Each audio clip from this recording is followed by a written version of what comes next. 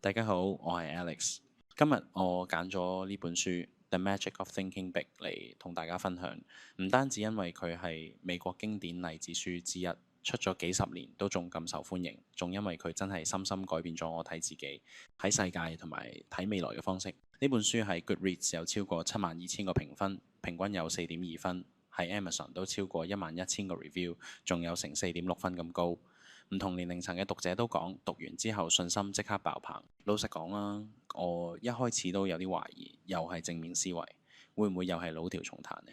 但係當我真係睇落去，發現作者 David J. Schwartz 唔單止講理論，佢用咗好多真人真事，加埋具體可行嘅方法，教你點樣擴大視野、重建自信，甚至改變自己嘅人生軌跡。Schwartz 唔係淨係講理論出書。佢本身喺美國職涯培訓界同企業圈都有好大影響力。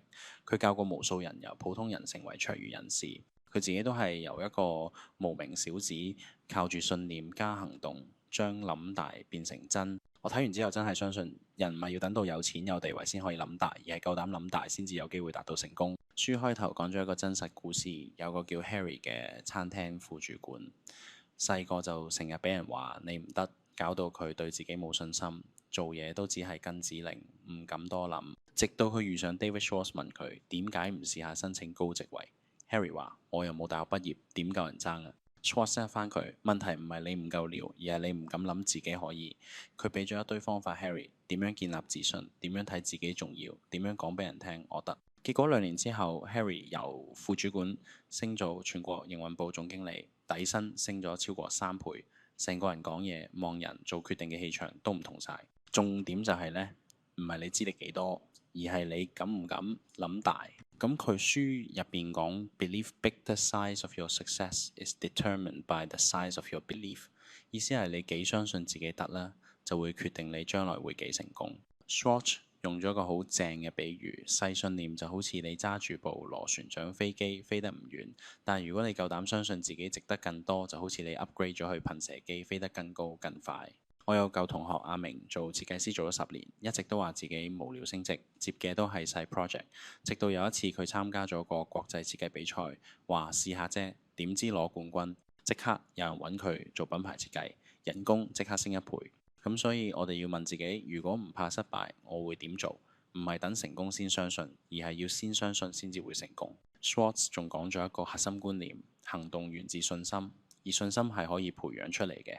佢觀察到成功嘅人唔一定最叻，但係最信自己做到。即使內心有懷疑，佢哋都識得自我對話、自我鼓勵。你諗下，一個人對住鏡講你唔得同你仲未做到，但你會學，呢兩句説話其實係不斷喺你自信帳戶入邊加錢或者扣錢。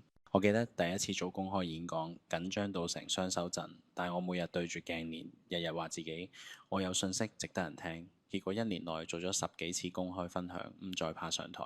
我建議你可以由聽日開始，每朝講3句肯定自己嘅説話。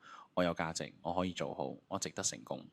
唔好睇少呢啲講法，其實係潛意識度重新寫緊你對自己嘅定義。最後 Schwartz 講到一個好打中我嘅位 Excusitis 藉口病係最大嘅夢想殺手。好多人成日話冇時間、冇背景、唔識講嘢，其實都係用藉口框住咗自己。佢話條路有石頭，你可以轉頭走，但亦都可以移開佢。成功人諗法係點樣移開，唔係點解唔得。我朋友阿 Jo 成日話冇時間做運動，後來佢決定早起20分鐘喺屋企做 HIIT， 3個月瘦咗10磅，血壓都降咗，成個人精神晒。下次當你想話唔得唔夠時間，我唔係嗰塊料，之前問自己有冇第二種方法可以試，咁樣思維就會由唔得轉去點樣可以得。我睇完呢本書，最大嘅改變唔係我即刻賺多幾多錢，而係我唔再覺得自己要等到變好先至可以諗大，而係要因為諗大先至會變好。我學識咗一樣嘢，冇人天生成功，成功其實係一種思維習慣。你點樣諗自己，你就會點樣活出嚟。